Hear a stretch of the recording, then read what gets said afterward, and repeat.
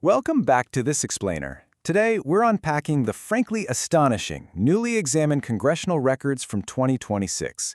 These documents reveal a piece of history that honestly sounds like pure Hollywood fiction.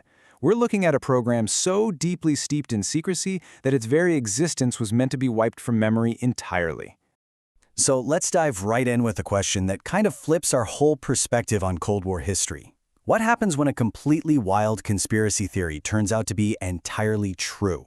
Because the documents and testimonies we're about to go through prove that sometimes the most unbelievable rumors out there are actually grounded in documented historical fact. And that brings us to the verified reality of Project MKUltra. This wasn't just some brief lapse in judgment. It was a deliberate, 2-decade-long covert initiative authorized by the absolute highest levels of the U.S. intelligence apparatus. From 1953 all the way to 1973, the CIA funded extensive research attempting to achieve actual human mind control, using extreme methods like experimental drugs, hypnosis, and outright psychological torture. The undeniable facts of what occurred right here on American soil have sparked major bipartisan shock today.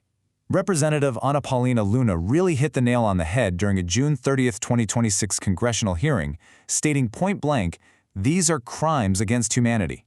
And she stressed that the victims and their families deserve a completely truthful public record. Section 1. Inside Project MKUltra.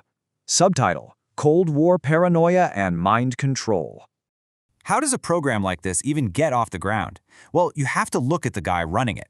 Led by CIA chemist Sidney Gottlieb, the project operated on a truly terrifying premise: the belief that to successfully implant a new mind into someone's brain, you first had to completely destroy the existing one. Historian Stephen Kinzer, who testified at the recent hearings, describes how Gottlieb operated with almost zero supervision, essentially holding what amounted to a license to kill in the name of national security. The absolutely crucial takeaway here is that these methods, which literally qualify as medical torture, were carried out without the consent or even the knowledge of the victims. We're talking about administering LSD to mental patients, prisoners, and everyday citizens. They were using electroshock therapy and sensory deprivation. They even set up Operation Midnight Climax, luring men into safe houses, dosing them with drugs, and observing them behind one-way mirrors. And it wasn't just domestic either. There was secret testing at foreign black sites, including a chalet in Germany, operating way outside the bounds of international law. Section 2. Destroying the Evidence. Subtitle: The 1973 Erasure. Now you might be wondering how a massive operation running for 20 years stayed hidden from the public. Looking at the timeline, it's wild how fast the CIA moved to cover their tracks before investigators could catch up. MKUltra launched in '53, but jumped down to January 1973. As investigations were looming, outgoing CIA Director Richard Helms personally ordered the absolute destruction of MKUltra records.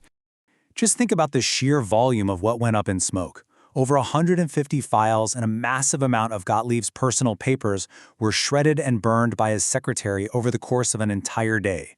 Despite formal, written protests from the head of the CIA Records Center, the evidence was incinerated. And perhaps the most shocking part of the whole shebang, nobody went to prison for this massive obstruction of justice. Section 3. The 7 Missing Boxes. Subtitle: The 1977 Discovery. But you know how massive bureaucracies are. A simple clerical mistake prevented a total erasure.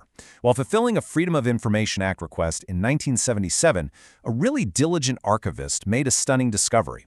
They found 7 boxes of MKUltra financial records that had completely escaped that 1973 bonfire.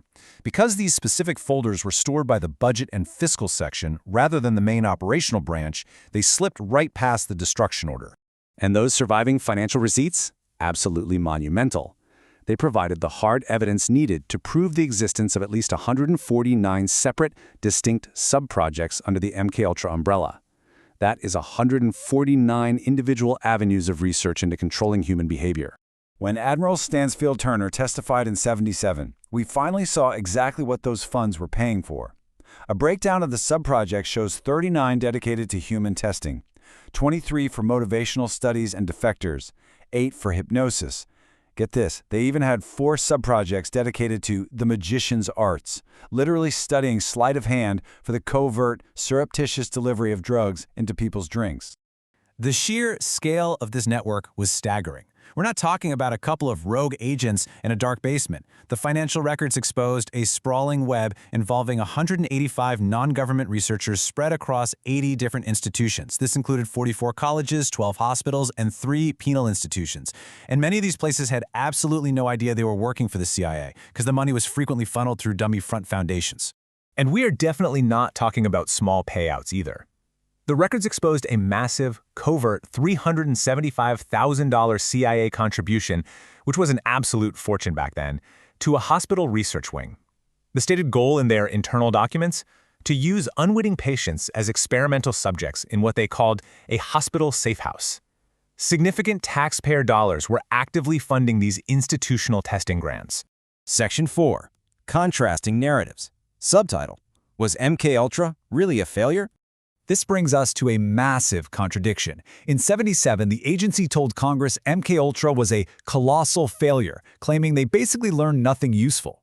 But investigative journalist Tom O'Neill, who also testified at the 2026 hearings, found internal documents telling a very different story. He uncovered a 1956 report from a key MKUltra contractor, Dr. Jolly West, claiming it was entirely feasible to successfully replace true memories with fictional, false ones through hypnosis and drugs. So how did Congress miss that? Well, O'Neill found out the CIA actually handed over an altered 4-page summary of Dr. West's research. They actively hid the original 14-page report that detailed his staggering claims about memory replacement and LSD-induced trances. This intentional deception pretty much proves that Congress was not given the full truth during those hearings nearly 50 years ago. Dr. West's surviving paperwork is honestly like a skeleton key to this whole thing. Look at his career timeline. He conducted these covert experiments, claiming he could induce specific mental disorders in people without their awareness.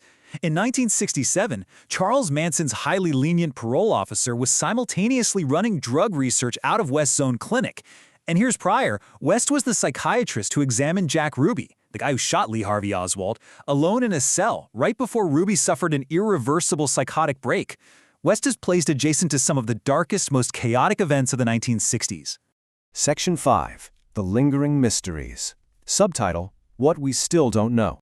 Because the destruction of the files worked, at least partially, as lawmakers press for new declassifications in 2026, we're still left with these haunting gaps in the historical record. For instance, what actually happened to the inmates in Kentucky who were fed quadruple doses of LSD for 77 consecutive days? What was the true fate of Frank Olson, an agency scientist who intended to blow the whistle before plunging from a hotel window? Are there really unmarked graves near that CIA chalet in Germany, like locals suspect? And crucially, what exactly is contained in the newly discovered boxes of MKUltra documents recently located at Langley regarding a forgery program? The push for total transparency is clearly far from over. When you're trying to wrap your head around how this even happened, you really have to remember the mindset of the era. As historian Stephen Kinzer noted, commitment to a great cause is one of the most fundamental justifications for committing immoral acts. The architects of this program genuinely believed their extreme methods, their undeniable human rights violations, were entirely justified by the existential threat of the Cold War. To wrap up this explainer, I want to leave you with something to chew on. The original MKUltra utilized the best technology of its day, mostly early pharmaceuticals and basic psychology. But with the enormous exponential modern advances we have today in cyber technology, artificial intelligence, and neuroscience, if they achieved this much in the 1960s, what tools for mind control might secret services possess right now? Thanks for joining me for this explainer, and stay curious.